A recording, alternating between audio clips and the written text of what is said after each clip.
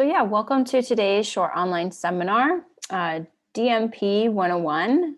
This will be an intro to data management plans. This session is being recorded and you will receive a notification when the recording and the slides are available. So I'm Julie Goldman, Research Data Services Librarian at Countway Library at Harvard Medical School. And today I am also joined by Megan Kerr, the Archivist and Records Manager at the Center for History of Medicine. And we are both members of this Longwood Medical Area Research Data Management Working Group. And this working group includes members of the LMA community, and we strive to educate the community on data management and solve unique research challenges. And we maintain this website that's full of resources and information. So I suggest you bookmark this website and reference it as you need.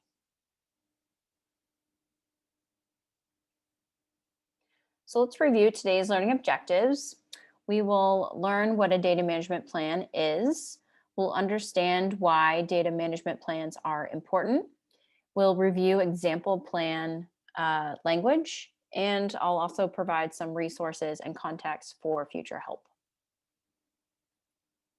So to get us started, we should understand why we may be required to create a plan for managing research data throughout a project. So here's a historical timeline of requirements from funding agencies.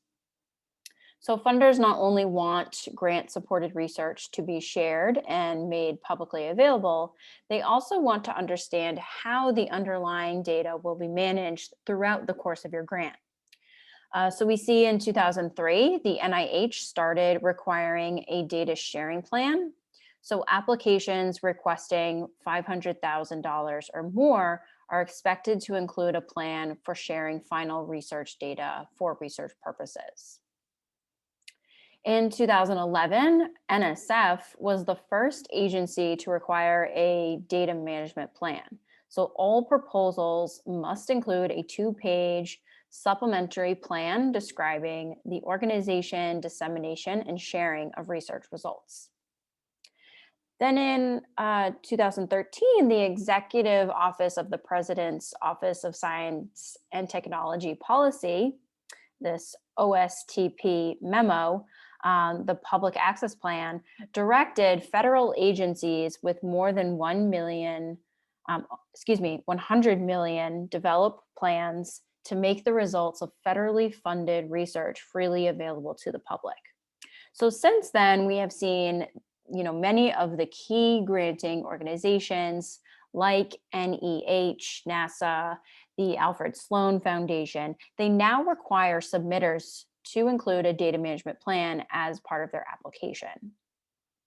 And then most recently, at the end of October, NIH actually came out with a new data management and sharing plan, calling for more robust plans for all research grants funded by the institutes. So NIH's new policy has this 2-year implementation period, so it won't go into effect until January 2023. So we're not really going to talk about it today. However, just note, if you do receive NIH funding, know that this will be a new required element of your grant application. And here at Harvard, we will start, addressing this policy, preparing you for this document in the coming months. All right, so what is your typical data management plan? A DMP is a written document outlining plans for handling all of the data resulting from a research project in both the short term and the long term. So a data management plan includes detailed procedures for data collection, all aspects of organization and processing before your data leaves your lab, and then a plan to have data leave your lab so that others can find it and access it in perpetuity with proper attention to any legal or ethical concerns. And by creating a data management plan for your data at the beginning of a project, this will really save you time and effort later on. And, again, while DMPs may be a required document for your funding applications, Here, I just really want to highly suggest and stress that creating a data management plan for any project will really benefit you.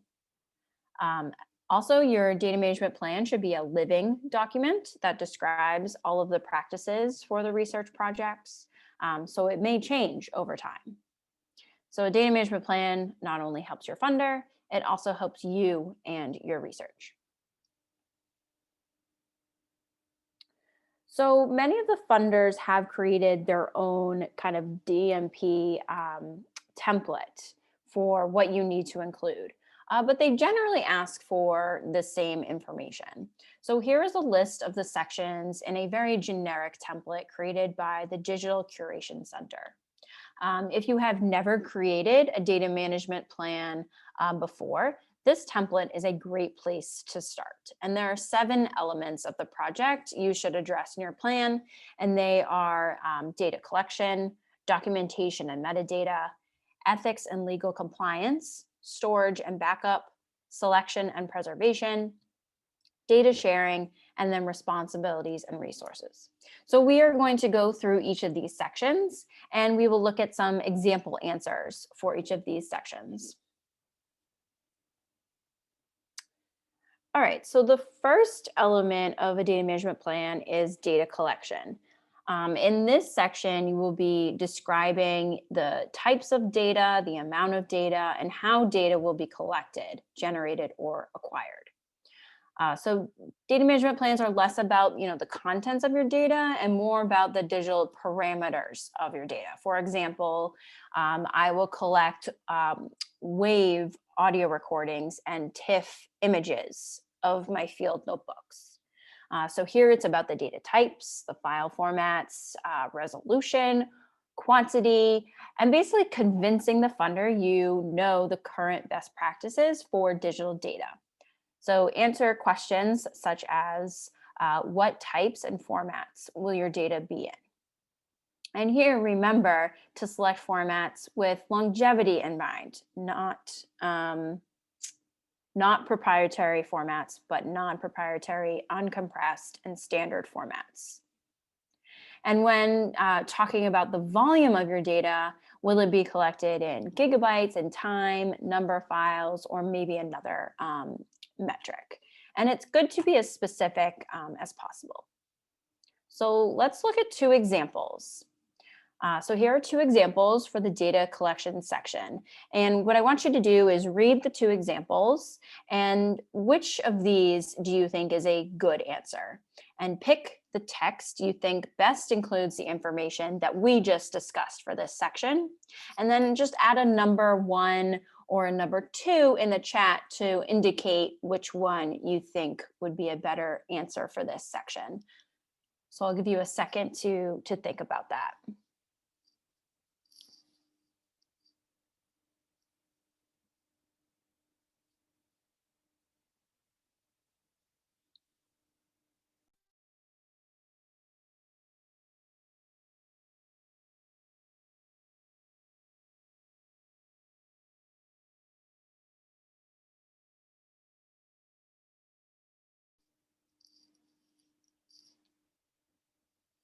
Great, so I see some of you have added a number 1 to the chat.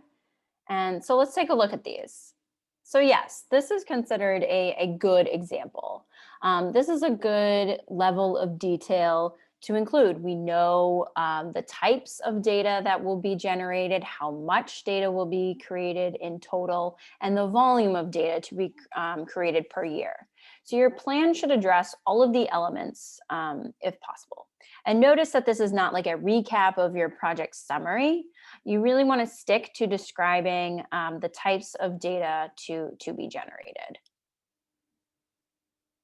And then, the other example we saw, this is a less developed example. This paragraph reads as if it was kind of listed from funder documentation and tells the reviewer really nothing about the nature of the data to be generated under this proposal. Great, so now I'm going to turn it over to Megan, who's going to review the other sections of our data management plan template. So the next element of a DMP is documentation and metadata.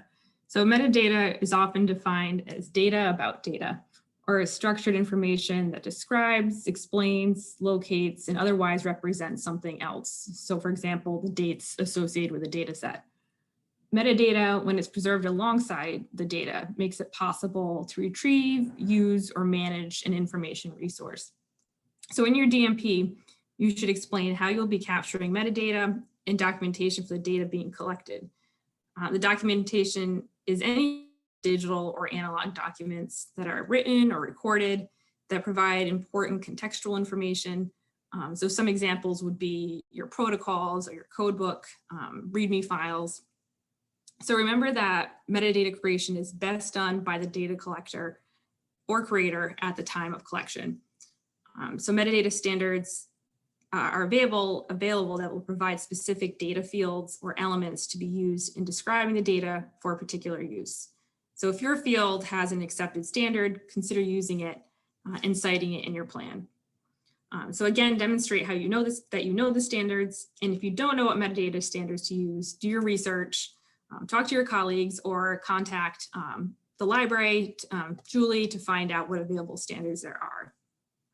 And also in this section, you should include plans for data organization, such as how data will be distributed among files, your file naming conventions, the directory organization, and version management.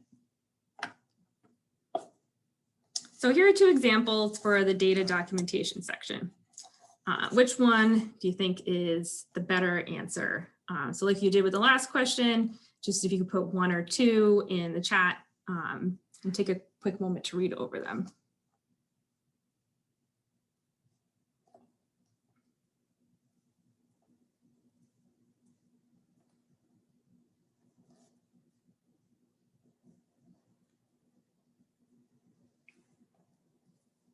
Yeah, so see some 2s in the comment field. Yes, so the second example is a better example of how to describe the information needed for this section. So this example touches on many of the elements that you want to include, like metadata standards, file naming conventions, and file formats. The first example, the answer is too vague to really be informative. It's just saying you'll use metadata standards, but it doesn't exactly say which standard you will be applying to the metadata. The next section of the DMP is for ethics and legal compliance. Ethical issues affect how you store your data, who can see and use the data, and how long it is kept. So managing ethical concerns may include anonymizing the data, referral to a departmental or institutional ethics committee, and formal consent agreements. So you should show that you are aware of any issues and have planned accordingly. If you're carrying out research involving human participants, you must ensure that the consent is requested to allow data to be shared and reused. And you should indicate what precautions will be taken in order for that data to be shared. So for example, removing any personally identifying information from the data. And if applicable, you want to describe what you've done to comply with the obligations in your IRB protocol. Your plan should also state who owns the copyright and IP for the data, and for any data you will collect or create, along with the license for its use and reuse. So remember, generally speaking, under US copyright law, data are considered facts and therefore not copyrightable. However, compilations of data sets, databases, figures, and illustrations of data may be covered. And since we are being encouraged and required to share data openly, it's strongly recommended that data be contributed to the public domain. So here's 2 more examples. Like you did with the past, just put a 1 or 2 in the chat. Which one is more robust when it comes to describing being compliant?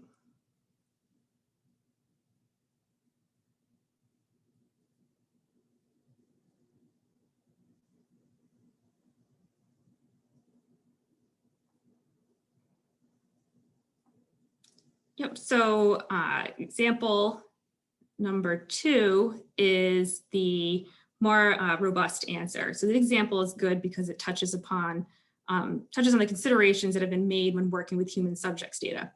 However, this could be improved by adding some clarifying information on how data access will be provided, if there was participant consent to share the de-identified data, and information about reuse of the published data. The first example, while it's important to include the acknowledgement of co-authorship, this guidance on data licensing is a little unclear. It needs to be further elaborated upon. The next element to be addressed is storage and backup. In this section, you'll need to explain where you're storing your data and how it will be backed up. So data must be protected during collection and processing. So here we are mostly concerned with active project data storage. This is not the same as your plans to keep data safe, secure, and accessible after you leave the lab. Your DMP should describe how you plan to protect the integrity, security, and access of all data and related files. For a storage and backup plan, it depends on the type of data you're collecting and how much. A good rule of thumb is the 3-2-1 backup strategy. 3 copies on 2 types of storage media with 1 copy offsite. Another factor is if you're working in a remote location. How will you make sure the data are securely transferred to their final storage location? Also consider if you will need to include money in your budget for backup storage, who is responsible for this regular backup, and how will data be recovered in the event of an incident. So here's 2 more examples. If you could enter which one you think is the better example to include in a DMP.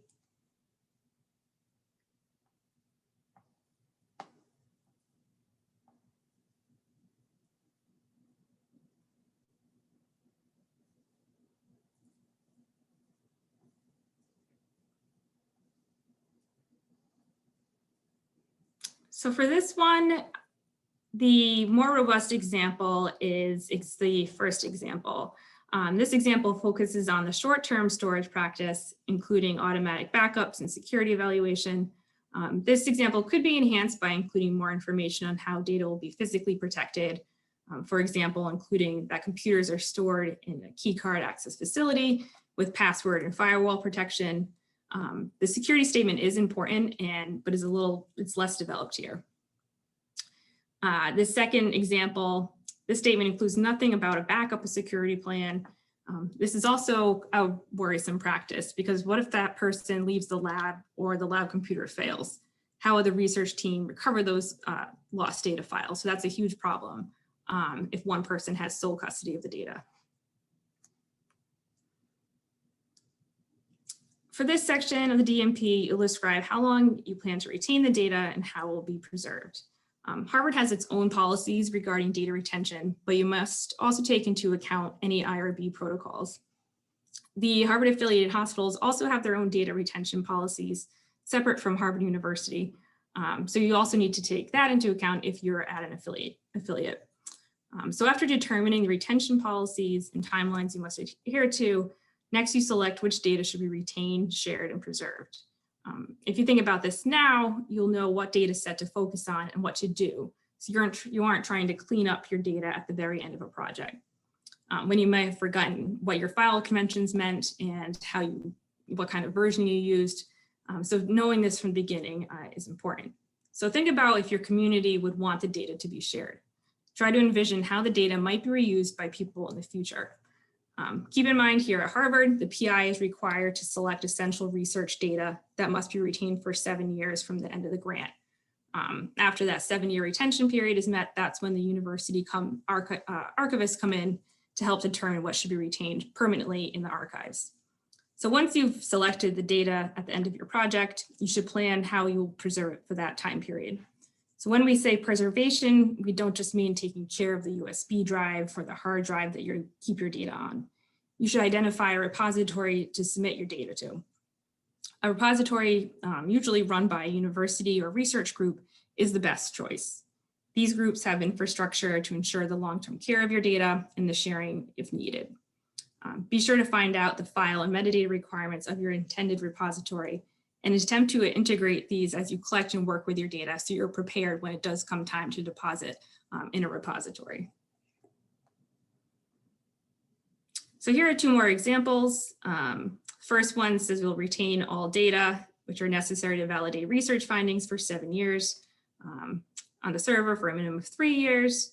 The second example says they're going to the data that's derived from satellites will be used for permanent archiving and will be converted to a different file type to display in Google Earth. So for these, the best example out of the two of them is the second one. So this is a great example of choosing an appropriate disciplinary data repository, and it alludes to how the data will be useful to future research. The first example is less developed, and the explicit time frame is a plus here, but storing data on a public or lab server does not constitute a reliable long-term data archiving solution. The next element is for data sharing. In this section, you'll need to explain how you'll comply with the funding agency's data sharing requirements. You also need to address any data sharing restrictions and if your data will be shared using a repository. Once you determine who owns the data, understand and plan for what you can do with the data, you should also be addressing data sharing restrictions. So remember to gain consent from participants at the outset of the outset for preservation and sharing of data. You want to make sure you have these consent agreements, because at this point, if you don't, you will not be able to share your data publicly or without this permission. So in the event that you are collecting sensitive data, you as a steward of the data have a responsibility to securely store and transfer it. If you're planning to share your data, identify the repository you will use that will provide the infrastructure to share your data. So beyond preserving your data, you want to think about access. Data that isn't accessible by anybody is useless. One mantra that can help is to be as open as possible and as closed as necessary. The data set that you work so hard to collect and preserve will have a longer life ahead of if you share it and allow others to use your work. The methods used to share data will be dependent on a number of factors, such as this type, the size, the complexity, and of course, the sensitivity of the data. So here's two more examples. Take a minute to read over and put in the chat which one is the better example.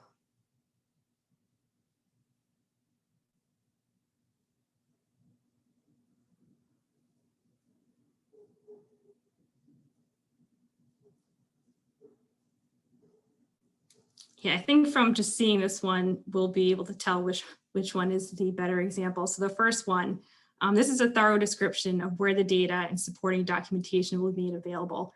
And it includes a research community appropriate repository and the license and reuse language, which is standard for research data.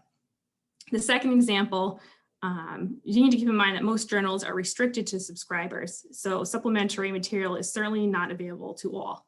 So remember, publication doesn't equal data sharing. The last section of the DMP is for responsibilities and resources. So you need to determine who is going to be responsible for implementing the DMP and ensuring that it's followed, reviewed, and revised. In this section, you want to include who should enforce the DMP conventions and shepherd the updating process. Usually this is the PI, but your lab or group might also have designated positions for this, such as a lab manager. Specific responsibilities or activities may include data creation and capture, person responsible for metadata creation and production, data quality control, version control, who's responsible for storage and backup, data archiving, and who will oversee data sharing. Also include any resources that will be required to implement your DMP, such as equipment, hardware, and software. This is also a great opportunity to plan for support and training needed for research staff regarding data management procedures for the project. So here are two more examples. The first one says there'll be no change to the scope of the data management plan should the PI or co-PI leave the university. The second one says Joe and Mary have completed training for access to REDCap. Additionally, their software licenses such as SPSS will be purchased after IRB approval. And then they'll be using the open science framework to control permission levels to access to the data. So for this one, the good example is the second one. This paragraph names specific individuals and states their roles in managing specific types of data. And it also includes the various softwares that will be used throughout the project. The first one The scope of the data management plan really needs to include provisions for what will be done when this situation happens. So stating that there will be no change if the PI or co-PI were to leave the university is insufficient and doesn't really give a good chain of custody after the person leaves the university. So these are just a few examples for the different sections, and I'm going to hand it over to Julie to wrap up. Great, thanks, Meg. Yeah, so I hope those seeing those examples put the content of a data management plan in a little more perspective for you to see what makes a good data management plan example answer. So an additional resource to help you write your plan is this DMP checklist, where you can find all the questions we talked about today. So this checklist is broken down a little differently than the 7 sections of the data management plan that we covered today, but it really does focus on the data lifecycle. So you can also think about this could be an approach for your data management plan for any project, regardless of a template or a funding. Your data management plan should apply to the entire data lifecycle.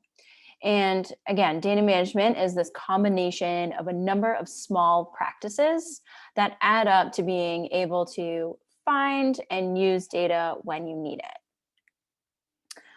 So another reminder that I like to remind people about in these webinars is an incremental approach to improving data management is the most practical, right? So don't try to implement, some of the practices we've talked about today in, 1 week or even in 1 month. You should, choose something to adopt at a time and give people in your lab or your team, enough, time and experience to then make it a habit. And any changes, that you want to make should be discussed as a group and prioritized for that implementation. And then work it into your data management plan over time. And again, as I mentioned in the beginning, your data management plan is a living document, so it should evolve as your project evolves. Kind of like project proposal, your project doesn't always go according to your, the plan you set out or your grant application. It does change. So remember to keep your data management plan updated as you go. So I'll just wrap up with some takeaways from today. So data management is important to keep data safe from harm and make your data usable and discoverable. A DMP includes strategies and processes to organize, describe, preserve, and share your data. Recording conventions in a data management plan has benefits, including improving overall documentation, ease of reference, remembering, and ensuring that all your project partners understand the expectations.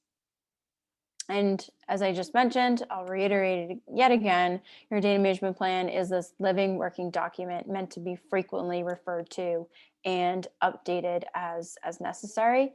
Maybe scheduling, setting a schedule to review the plan will also help refresh all the project members of all those data expectations. And we didn't talk about this today, but we'll talk about it in an upcoming webinar is the use of a platform called DMP Tool, which has templates and guidance to help you create a data management plan that is actionable, shareable, and editable. So we do have some upcoming webinars, including what we'll be talking about next week is we will take the DMP concepts we reviewed today and then apply them to actually writing a data management plan. So we'll look at some funded plans and talk about strategies for crafting your plan. This will be a little more interactive session, and there are only a few seats left, so be sure to register if you want to attend. So thank you for joining today. The recording and the slides will be posted on our website. Please feel free to provide any feedback on today's session. So fill out the survey at the link provided on the slide.